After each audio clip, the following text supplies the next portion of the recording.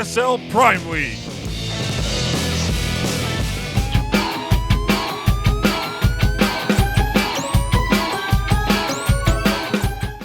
Ladies and gentlemen, welcome back here to the second round of the round robin. It is going to be best of one series, and the first player, well, let's see, I didn't want to mess it up because I believe that there's a little bit of explanation going in here so that the players know exactly what's up, as it is the round robin. So here we go.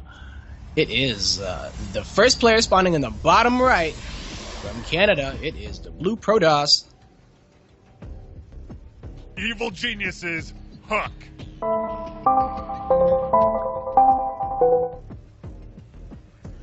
And in the top left-hand corner, the opposite side of Cactus Valley.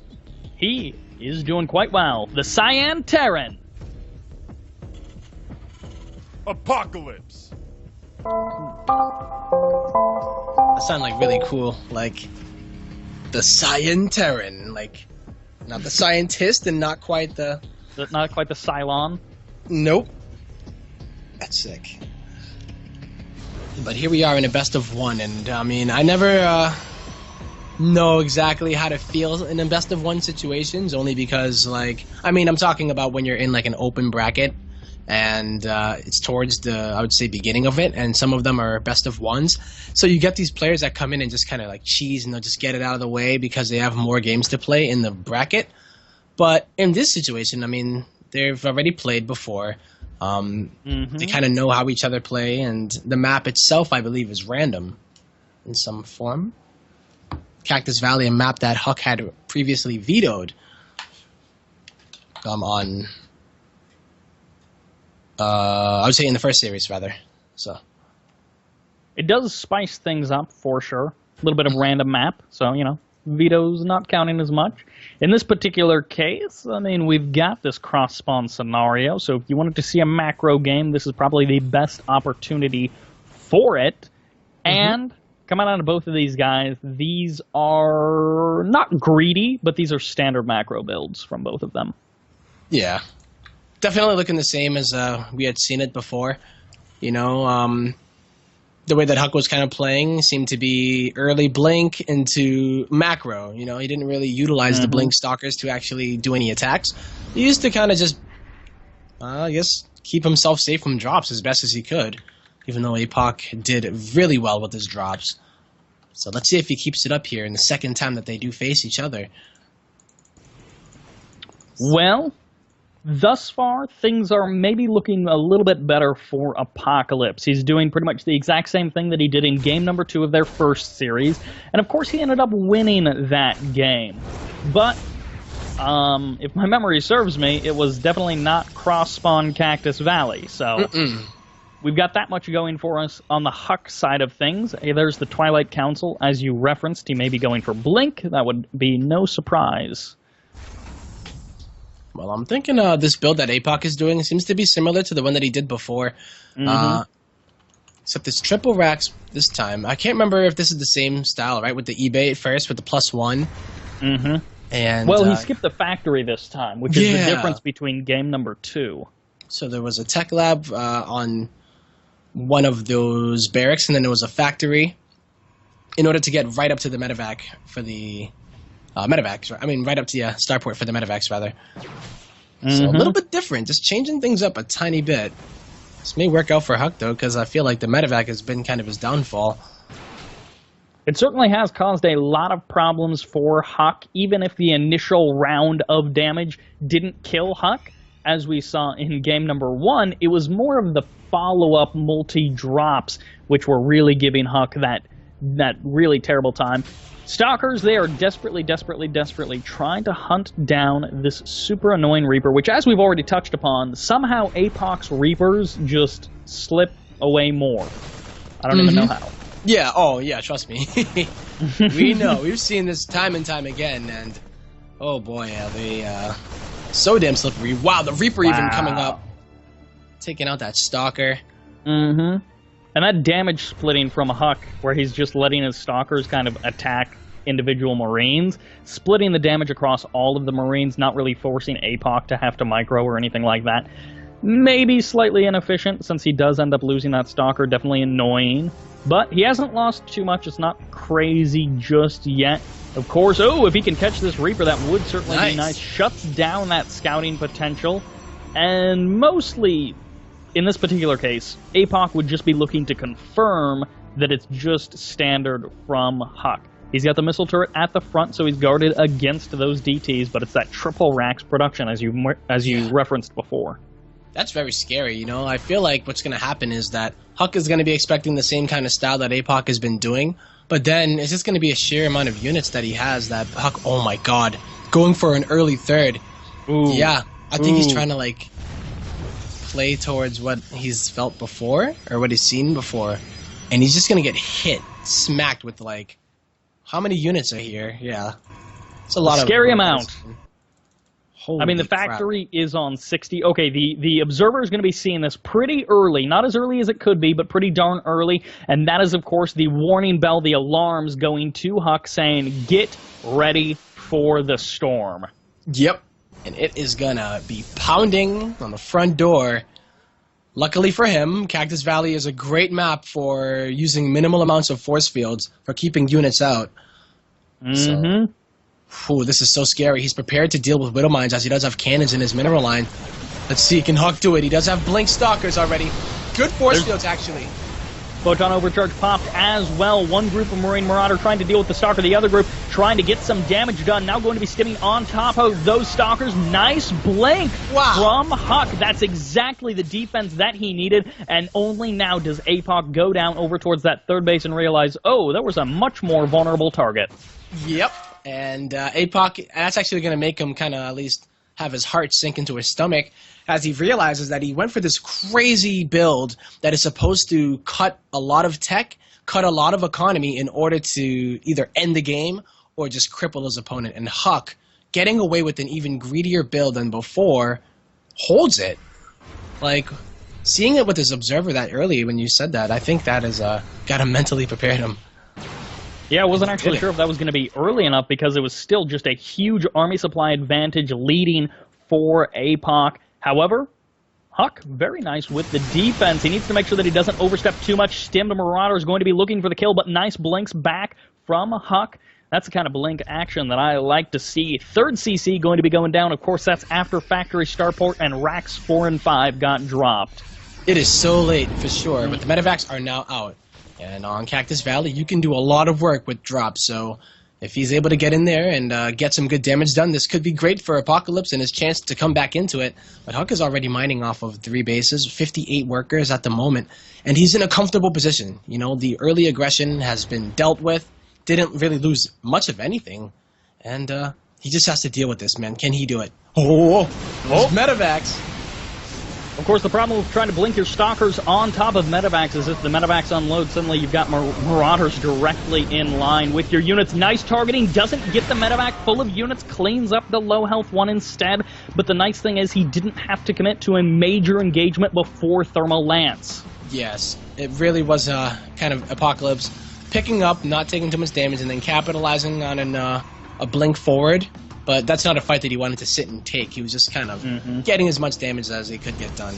So this is great here for HuK for now. The third base of Apocalypse is not completed yet, but it just will, and he still has to turn it into an orbital. So... Such a very different game that we're seeing than the first series that we watched tonight, where Apocalypse was pulling apart HuK with attacks coming from every which angle, crippling HuK early on and snowballing that into a nice, easy victory in the mid-game. Now we're seeing a completely different HuK who's sized up. He's rolling in off of the win of defeating Patreus, and he just has to win one map here. He's in a fantastic spot to do it, but APOC is, of course, no slouch. Nope, he is not. And he's going to also be dropping inside of the natural, but this means that he's going to also attack at the third. This is APOC's specialty. Can HuK hold in both fronts? It's only a couple of Zealots, but it's the 3 Colossi at the third that are really going to give HuK that trouble. There's a Widow Mine firing, but it's doing some splash damage. Nice snipe of that third in Nexus. And, of course, in the natural, the attack did get cleaned up as well. Yeah, so he does clean it up in the natural. It was only a 1 medevac drop, and he used all of his stalkers to defend against it, so he could not kill any of those medevacs of HuK. So this is HuK's way to get in it. You know, his third base is now complete. He's starting to mine from it, and he has a really healthy amount of SCVs. Yeah. His upgrades are looking great. Yeah, I think HuK definitely getting that Nexus Snipe is going to allow him to feel a lot more comfortable in this game. There's a couple of more. Oh, those Widowmine shots definitely doing some heavy damage to those Zealots. That's a lot of the buffer now gone that HuK would have liked to have, but HuK backs off. He's going to regroup, rally kind of in the northern position on this map. He's even brought a couple of Marines just to go for that little bit of scouting, and these are the moves that HuK needs. Undefended third bases make an easy target for these Zealot Warpins. Yep, going to get a few of these SCVs, force them off the line. Although they won't be able to get any more damage done, at least they are able to get some. This is something that we saw a lack of in the past series, so definitely getting a bit of revenge, trying his best to do so, and oh boy, he's finally got his Nexus back up. At that amount of time that he wasn't mining, HuK has been able to catch up in supply and even surpass HuK. Yeah, we're certainly getting into an awkward position for HuK. He needs to defend against the double drop on the right side of the map, but he needs to simultaneously buy a lot of time for Templar Archives, which are just going to be finishing up in a couple of moments. He's pushing in over towards that third, but he doesn't have the army to really withstand the power of HuK. Yeah, I mean, there are a few of those Colossi. There are 4. Here comes a drop into the main of HuK. HuK moved his Stalkers. He just moved them. And now the whole army is unloaded. He cannot deal with this. There's not even enough energy on that mothership core in order to deal with this either.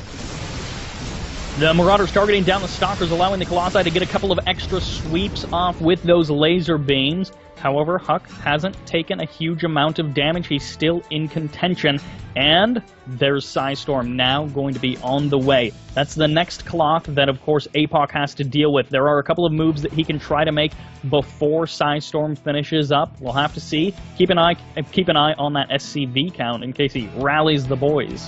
Yeah, this could be looks like, is there double starport? One of them does not have a reactor on it, no, but he is going into 3-3, so who knows exactly how he's going to pull this off, or if he even decides to do it at all. Maybe he'll kind of stick to his guns where he continues to just drop and drop and drop. He hasn't been as successful with them as he has previously, but that Nexus Snipe was like such a game-changing move that it really he has to worry. HuK not able to defend earlier on in the game, and it definitely did play that role, and it definitely did upset the apple cart, as it were. HuK trying to get back on track, but his Zealot Warpins they've been returning kind of paltry sums for how many units he's been trading away. This is another huge Warpin of Zealots, and this time most of the army has already moved away. HuK looking for those opportunities. He's going to be swinging over to the 4th base with a lot of Stalkers as well. So this is an opportunity to do some pretty serious damage, cancel of the 4th, and HuK has his entire army in kind of a bad position to defend this, but of course he's going to be looking to attack the 3rd base of HuK. There's going to be some storms directly on top of the Vikings, trying to keep these Colossi alive. But not enough. I mean, if you're not going to get all of the Vikings, then that means that you don't have any storms for the actual bio on the ground. And HuK, this is going to be a really difficult fight, as there are enough medevacs to keep these units up. And yeah, charging forward. 3 Colossi is nothing to laugh at, though, so, I mean, the 3rd goes down, but HuK doesn't lose completely everything, as he did a lot of damage with the Stalkers. If he can keep this 4th Nexus alive, it's got hardly any HP, but there's to finish it off. From HuK, he cleans up those forces the blink away. He's trying to keep those Stalkers alive. He cancels the 4th of his opponent. He cleaned up so many SCVs. 19 have gone down throughout the entirety of this game.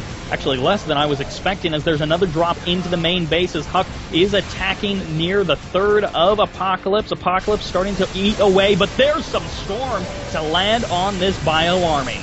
Yep, but they are still going to survive, and this Archon going to get taken out as well. I don't think 4 Zealots are going to do it. These medevacs have like no energy at the moment, and the Stalkers have been dealt with here at the base of Apocalypse.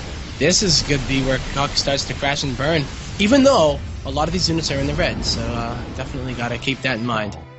If he could just get a couple of money shots off with those Stalkers, he could clean up so much army supply of his opponent inside of those medevacs. HuK is not giving him that opportunity. Man, look at that. 3 Widow Mines instead of 1 medevac with 9 HP. HuK managed to keep alive his 4th Nexus, which transitioned into kind of his 3rd base now with those 60 probes all working away. The income tab favoring HuK and favoring HuK, kind of switching off depending on when the mules are dropped. Yeah. This is such a tense game. You know, cross position makes it so that anytime one of them leave their base, if they don't see the other army, then, you know, all of a sudden there's this huge army that's attacking you, and you have to make that decision whether you just keep going or, you know, if you turn back, you have a long way to go. HuK, though, now has a quote-unquote 4th base because he did float his command center to that 4th location. And that is Might as well. a big deal. Yep, that's a big deal here. And the classic HuK, he's moving over by the 3rd as well as he's attacking kind of by the quote-unquote 4th, if you want to call it that. He's once again looking for those opportunities, trying to set up multiple angles of engagement. Nice cancel on that warp-in. Couple of Zealots going down to the Widow Mines, but the bulk of the army for HuK still survives. He's just lost the Zealots. Yep. Oh, that Widow Mine might go off, though? No, it doesn't. But, yeah, this is one of those situations where, I don't know, I feel it's anybody's game, but Apocalypse definitely securing this is starting to make it go a lot more in his favor as he's able to continue to do damage. So his upgrades are great. He's bringing in the Ghosts, so there's always the opportunity of, like, feedback versus EMP, and there's not a lot of Vikings. So as long as the Colossi are somehow able to survive, there's currently only 3 of them, but a 4th is going to be out relatively soon.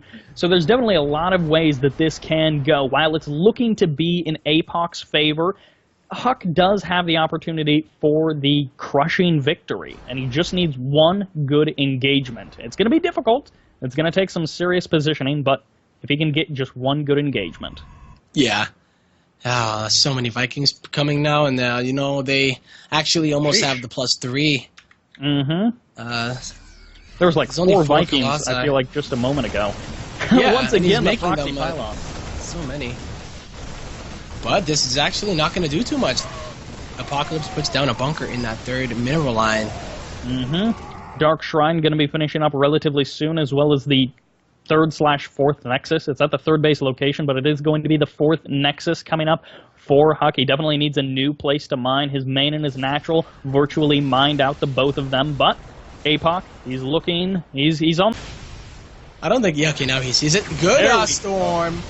The Snipe's gonna take it out. How many Templar does he actually have? It's quite a few.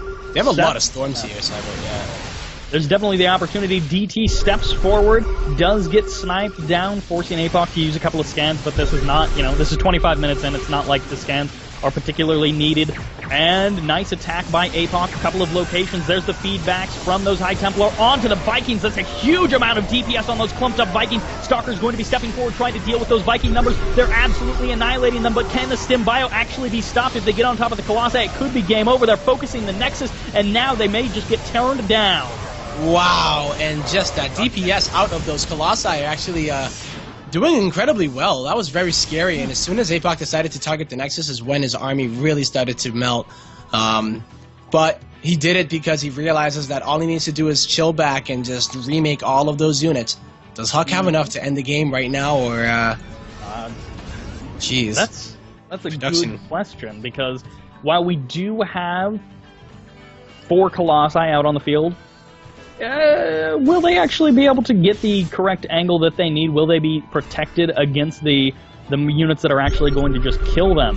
Because there is a possibility, again, for HuK to still just take a crushing victory. It's not looking as good as it was earlier on, but HuK can still misstep, certainly. Oh, yeah. I mean, there's really not a lot of buffer on the ground, but there's really not that many Marauders either, so it's all about the Ghosts, getting those EMPs to just kind of make it easier for the rest of the bio to just tear on through that Protoss.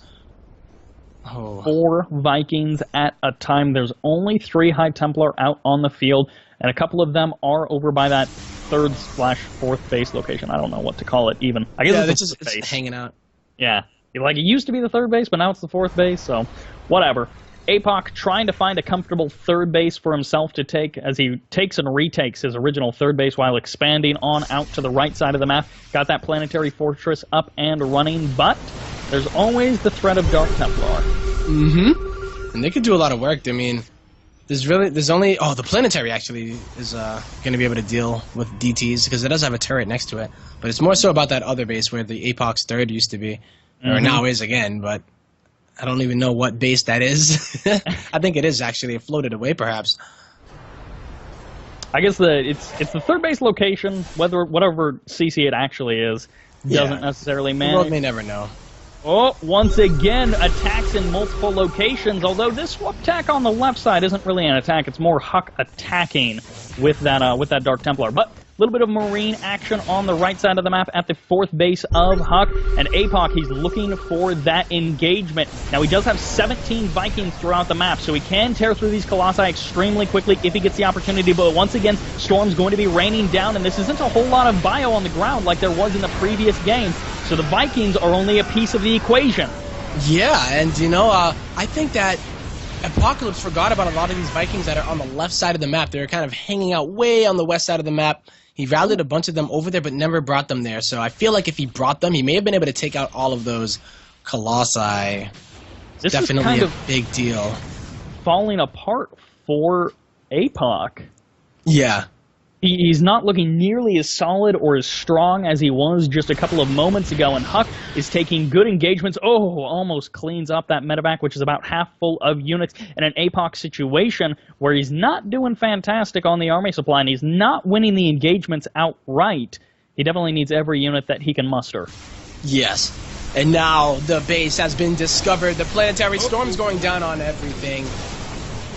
But he needs that for the army, I believe. I mean, that's like 4 storms that he just used. Mm-hmm. That is quite a bit of energy now used up. This group of stalkers, they're kind of... they're threading the needle, so to speak, as they're looking for opportunities to do damage. They blink forward. They're going to be pulling HuK pretty much out of position, getting themselves a couple of SCV kills. And, of course, when you're sitting on the 3 orbitals, SCVs aren't super, super important, but 19 going down, bringing the count down below 30. It's not necessarily where Apocalypse would like to be, but that does mean that if he maxes out, he will have that extra room for army. Yeah. Oh, Apocalypse, man. He is, I don't know. Looking at his money, he's just spending it as fast as he can. So he's spending it faster than he can make it. So HuK is floating a ton of resources at the moment. And he's just pretty much wondering what it is that he should spend it on. I say, you know what? Zealots are not that bad. I mean, they are going to get EMP'd, but... the fact that their Apocalypse's army wouldn't be able to sit there and do pretty much what they've loved to be doing, just standing and shooting.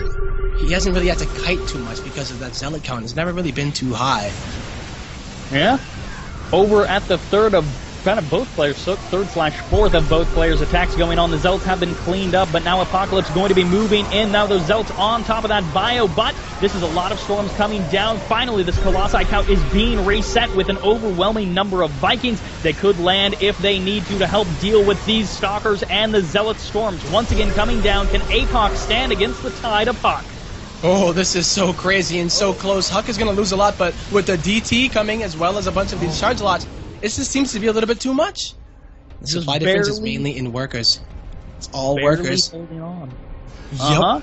I mean, HuK is down in army supply, way up in workers, maybe more than he necessarily needs at this point, considering all things, but sniping a medevac, definitely a nice move. HuK getting every ounce of value, not wanting to give up, not wanting to let rest for a single moment. He's just constantly attacking with hardly any HP left on these units. Oh my goodness, I think HuK is actually going to do this. He has a lot of money, so he can keep on spending it. HuK is hanging on. He has nothing. As far as money goes, is just kind of relying on the mules at this point. And he's been using all of his energy on scans because of the DTs. So if you're going to work off of a 20 SCV economy and having to deal with DTs, it's like you're not going to have a lot of income here at a period. HuK, I don't know if he realizes just how much of a corner that he's put HuK into economically. 86 Zealots have gone down, 210 Marines in total, 45 Vikings. Wow. Just a huge amount of units lost over the course of this 35-minute bash from these two players, just a ridiculous slugfest. As once again, lots of Zealots being warped in. HuK is looking to take for himself another Nexus. It's going to get right-clicked there. Not canceled. Completely Didn't get canceled. shut down. Yeah, completely shut down, and Zealot's going to be stepping forward. No stutter step back from HuK means that he's going to be taking so many swipes from these Zealots. There's the blink forward. Those are some brazen stalkers as they're trying to get that DPS out, and they're targeting down some of the Marauders, but a couple do escape. Whoa! GG, HuK takes it back. Thanks for watching the video. Please subscribe to support the ASL by hitting the button now.